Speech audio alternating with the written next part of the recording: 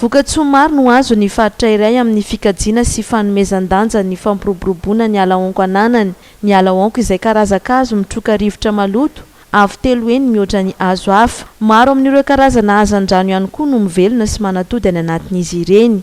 Isan'ny safidianan'ny ministeran'ny fambolena, fiompiana ary ny jona ny fokontany Ambatolampy, commune ny ambanivohitra Bonamary, distrikan'ny Mahajanga faharoa, nanatanterahana fambolena onko no sady nanamarena ny andro maneran-tany ho an'ny tanimando ho fanatanterahana ny velirano fahafolo ny filoham-pirenena dia ny fitantanana maharitra ny Harena Voajanahary. Satria dia fantatritsika rehetra ny zava-tsoa hoentin'izany alana omba, alana mangrove zany ho an'ny Harena anaty rano izay mivelona anatina ala omba izay mila tena arovana ary mila ampitobotsika indrindra ho an'ny faritra aty amin'ny Morontsiraka toy ny eto Ambatobe.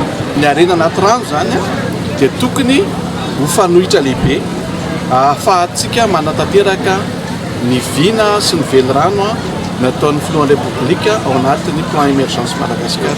Misy ezaka ngeza be zany fanatsarana an'izany fitantanana ny Harena anaty rano zany ao anatin'izany tsika amin'izao fotoana izao. Zanaka onko 10 hetsy no novolena tamina velaran-tany 20 hektara izay nifandrombona n'ireo ratsa-mangaika ny ministera rehetra aty amin'ny faritra Boeny ka nanamafisa ny ministry ny fambolena, ny fiompiana ary ny jona fa ny ministera rehetra amin'ny alalan'ny membre ny gouvernement miara-miasa sy mifameno miasa ho an'ny vahoaka no ahafahana manatratra ny tanjona dia ny arakotrala ny Madagasikara.